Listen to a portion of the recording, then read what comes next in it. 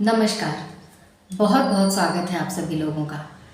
आज हम लोग जिस टॉपिक पर बात करने जा रहे हैं उसका इंतज़ार शायद आजकल की जो जनरेशन युवा पीढ़ी है उस हर किसी को उस टॉपिक का इंतज़ार है और हर कोई जानना चाहता है कि उनके लव लाइफ में जो प्रॉब्लम्स आती हैं, उनके रिलेशनशिप में जो ब्रेकअप्स होते हैं वो क्यों होते हैं, उसकी क्या वजह होती है, कौन से प्लैनेट्स इन सब चीज़ों के लिए ज़िम्मेदार होते हैं। तो आज हम लोग इस वीडियो में डिस्कस करते हैं कि किस वजह से अच्छा रिलेशनशिप भी अचानक से टूट जाता है।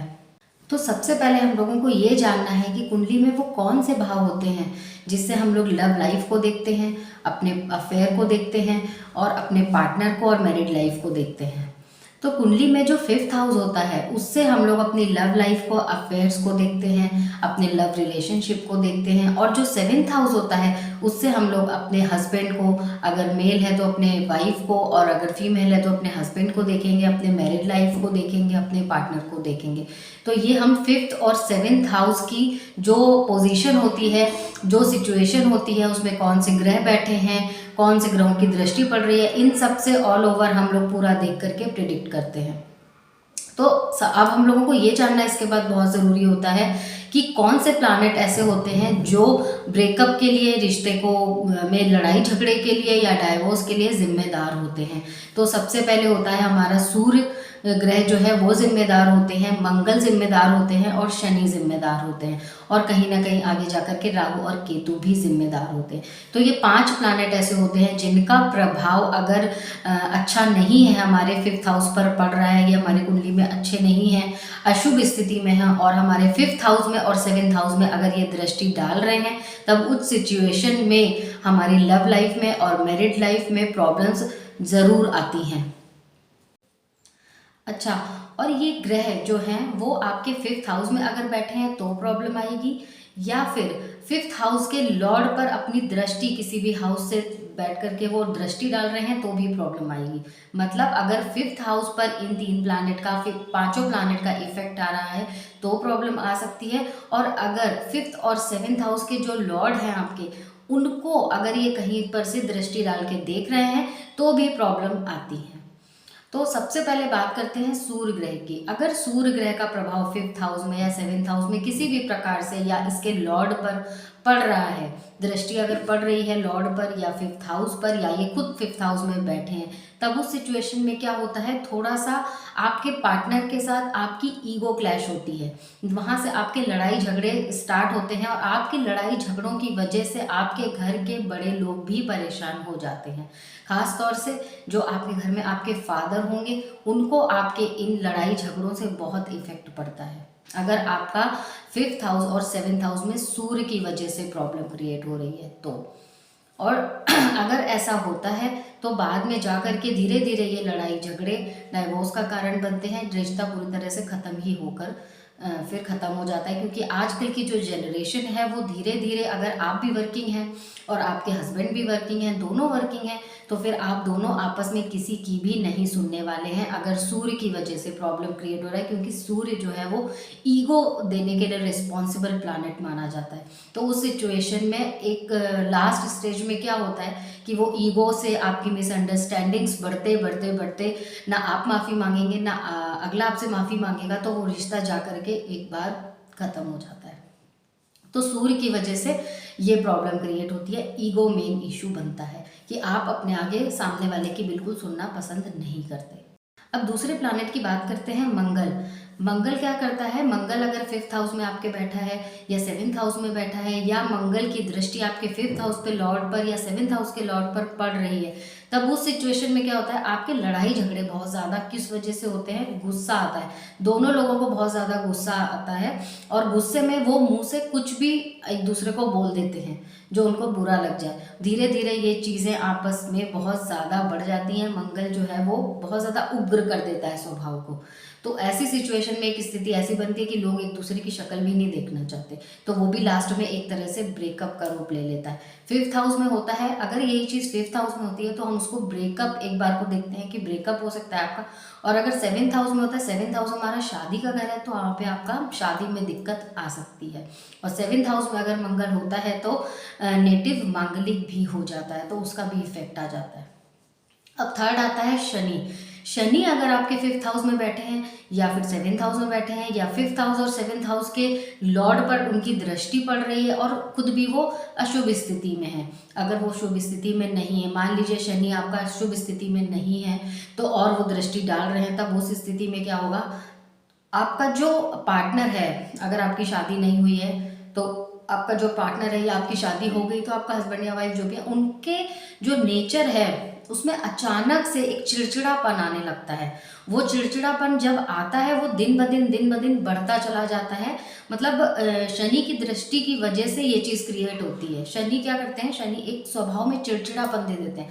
अगर किसी के कुंडली में शनि बहुत स्ट्रांग है तो आप हमेशा देखेंगे कि उसके नेचर में कहीं ना कहीं एक चिड़चिड़ापन, या उसके मन से अगर कोई काम नहीं हो रहा, उसके हिसाब से अगर कोई काम नहीं हो रहा तो वो अजीब सा एक चिड़चिड़ापन उनके अंदर आता है और कहीं ना कहीं वो नेचर जो है वो रूलिंग होता है। अगर शनि का प्रभाव आएगा आपके फिफ्थ और सेवेंथ हाउस में तो आपके पार्टनर के साथ आपकी प्रॉब्लम क्या होगी, रूलिंग नेचर, या आपको फील होगा कि वो आपको रूल कर रहा है, बहुत ज़्यादा रूल्स रेगुलेशंस में रख रहा है, या उनको ऐसा फील होगा कि आप उनको बहुत ज़्यादा रूल्स और रेगुलेशंस में रख रहे हैं। तो वहाँ पर एक कंडीशन ऐसी आ जाती है कि रोज़ रोज़ रोज़ रोज़ यही चीज़ें रिपीट होती रहती है, यही चीज़ें रिपीट होती है और लास्ट में वही हस्बैंड वाइफ या वही जो रिलेशनशिप में दो लोग हैं वो अलग हो जाते हैं।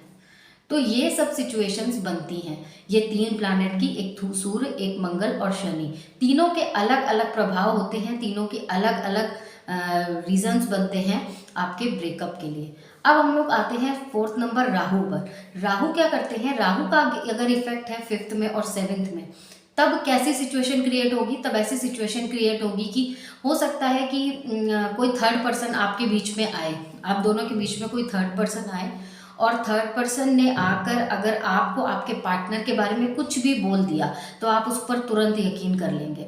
आप नहीं सोचेंगे कि आप जो आपका पार्टनर है वो ऐसा कर भी सकता है या नहीं कर सकता, लेकिन आप तुरंत उसकी बातों में आ जाएंगे। क्यों? क्योंकि राहु का नेचर ही होता है आपको बहकाना, आपको जो है वो भ्रम में डालना। राहु का काम होता है भ्रम में डालना। तो यहाँ पर राहु क्या करता है, आपके रिलेशनशिप को एक भ्रम की वजह से तोड़ देता है कि आप समझ ही नहीं पाते कि आप जो कर रहे हैं वो सही है या गलत है, आपका डिसीजन सही है या गलत है, और आप रिश्ते को खत्म कर देते हैं। ये होता है राहु की वजह से। अब केतु अगर बैठे हो तो केतु का काम क्या होता है, अचानक से किसी भी चीज़ को खत्म कर देना, कट ऑफ करा देना चीज़ों से। केतु अगर बैठे हैं तो हो सकता है केतु की दशा अंतरदशा में आपको ऐसा फील हो, जब केतु की दशा अंतरदशा चल रही है तो आपको लगने लगे अब मेरा इसके साथ मन नहीं लग रहा है, या आपको कोई और बेटर दिखे तो आपको लगे कि इससे ज़्यादा बेटर ये है तो मुझे ये नहीं, अब मुझे अपने पार्टनर के रूप में ये नहीं चाहिए, मुझे वो चाहिए, कुछ ऐसी वाली फीलिंग्स।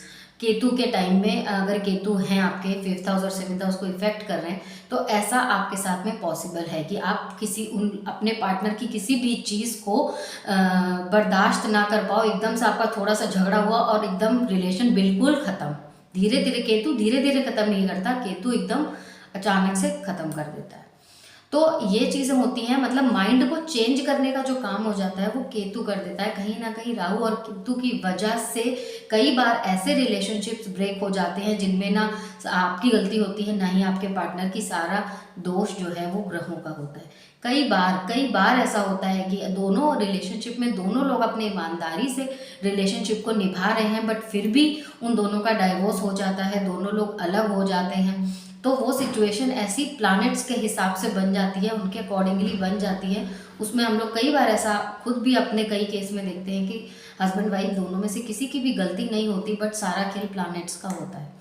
तो ऐसी अगर आपकी कुंडली में सिचुएशन बन रही है और आपके साथ ऐसा कई बार होता है कि आपके ब्रेकअप्स हो जाते हैं और नहीं आपका रिलेशनशिप आगे चलता, तो आप उसको समझिए अपनी कुंडली में, उसमें देखिए कि कौन सा ग्रह, कौन सा प्लैनेट, अब आप इतना समझ गए कि कौन से, अगर आप मैंने जो आपको रीजंस बताए हैं उन रीजन से अगर आप मैच कर रहे हैं कि आपका प्लैनेट, कौन सा प्लैनेट दिक्कत कर रहा है, तो आप उसके उपाय करिए, उसकी रेमेडीज करिए और प्रे करिए उन प्लैनेट से कि वो आपकी लाइफ में, जो आपकी मैरिड लाइफ है या जो आपका रिलेशनशिप है, उससे अपनी जो निगेटिव एनर्जीज है उनको हटाएं।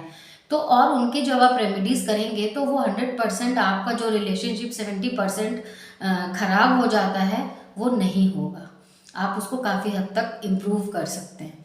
तो आप पता करिए अपनी कुंडली में और इनकी रेमेडीज़ आप ज़रूर करिए। मंगल के लिए अगर हम कहें कि अगर मंगल इफेक्ट कर रहा है तो उसके लिए रेमेडी होती है हनुमान जी की उपासना करना, हनुमान जी की पूजा करना।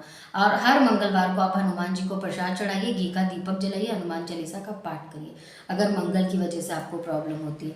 अगर आपको सूर्य देव की वजह से प्रॉब्लम हो रही है रिलेशनशिप में, तो आप रोज़ सूर्य देव को सुबह जल उगते सूरज को अगर जल देंगे तो बहुत अच्छा रहेगा। तांबे के लोटे में जल, थोड़ा सा रोली, लाल फूल अगर आपको मिल जाए तो लाल फूल और थोड़ा सा गुड़ का टुकड़ा, ये लेकर आप सूर्यदेव को जल चढ़ाएं। इससे जो सूर्य से आपके ईगो प्रॉब्लम्स आपके बीच आ रही हैं वो नहीं आएंगी। अब अगर शनि देव की वजह से प्रॉब्लम हो रही है तो शनिवार के दिन शनि देव के आगे दीपक जलाइए। शनिवार में गरीबों को कुछ ना कुछ आप हर सैटरडे डोनेट करिए। इससे आपके शनि की वजह से प्रॉब्लम्स नहीं आएंगी, शनिदेव आपकी कुंडली में शांत होंगे। अगर राहु की वजह से प्रॉब्लम आ रही है तो आप रोज शिव जी को जल अर्पित करें। एक तांबे के लोटे में जल ले लें, उसमें थोड़े से चावल और काले तेल डालकर शिव जी को जल अर्पित करें और ओम नमः शिवाय का जाप करें। इससे राहु की वजह से आने वाली प्रॉब्लम्स आपको नहीं आएंगी, रिलेशनशिप में बहुत सुधार होगा। अगर केतु की वजह से प्रॉब्लम आ रही है, अगर आपकी कुंडली में 7th हाउस में केतु बैठे हुए हैं और आपको लगता है कि बार बार आपका रिलेशनशिप ब्रेक हो जाता है, तो उस स्थिति में आपको गणेश जी की उपासना करनी चाहिए। आपको गणेश अथर्वशीर्ष का पाठ हर बुधवार तो करना ही चाहिए, और अगर आप रोज कर सकते हैं तो आपके लिए बहुत अच्छा है। गणेश अथर्वशीर्ष इसका पाठ आप करिए। गणेश भगवान को रोज आप दूबा चढ़ाइए, लड्डू का भोग लगाइए, उनको पीला चंदन लगाइए, उनसे रोज़ अपनी शादीशुदा ज़िंदगी के लिए प्रेयर कीजिए। ज़रूर आपकी ज़िंदगी में सुधार आएगा, आपकी मैरिड लाइफ में सुधार आएगा। तो ये 5 प्लैनेट्स के उपाय मैंने आपको बताए हैं, और 5 आप अपनी कुंडली में देखिए। अगर आपको नहीं आता है, आपको पता है कि आपके 5th और 7th हाउस में कौन सा प्लैनेट, आप मुझे कमेंट कर सकते हैं, मैं आपको उसमें रिप्लाई दूंगी। तो आप उसके अकॉर्डिंगली अपने उपाय करना स्टार्ट कर दीजिएगा। तो ये था आज का टॉपिक, जो हमारा बहुत इम्पॉर्टेंट टॉपिक है, क्योंकि आजकल जो ये लव अफेयर्स हैं ये बहुत एक आम बात हो गई है। हर किसी का 100% में से 95% जो आजकल की युवा पीढ़ी है उनके साथ वो किसी ना किसी रिलेशनशिप में रहते हैं, और आए दिन उनके साथ में ये परेशानियों का उनको सामना करना पड़ता है। और पार्टनर ही नहीं, मैरिड लाइफ में भी ऐसी बहुत सारी परेशानियां आजकल देखने को मिलती हैं, क्योंकि अब वो टाइम नहीं है कि आप हमेशा दूसरे की बात सुनते रहें या बिल्कुल कान बंद करके बैठे रहें, सब चीज़ें सहते रहें। ऐसी भी आजकल की जो लाइफ है, आजकल के जो एक जनरेशन आ गई है, जो लेडीज़ हैं वो भी ये सब चीज़ें नहीं बर्दाश्त कर पाती हैं, और वो अपने पैरों पर अगर खड़ी हैं तब तो फिर बिल्कुल भी ये चीज़ें बर्दाश्त, उनको लगता है मैं क्यों करूं, अगर मैं खुद भी कमा रही हूं, मैं खुद भी अपने पैरों पर खड़ी हूं, तो उनको कोई दिक्कत भी नहीं होती एक सेपरेशन हो जाने में। तो बहुत डिफरेंस हो गया है पहले के ज़माने में और आज के ज़माने में। लेकिन फिर भी बहुत लोग ऐसे हैं आज भी जो अपनी लाइफ को बचाना चाहते हैं, अपने पार्टनर को बचाना चाहते हैं और अपने रिलेशनशिप को बचाना चाहते हैं।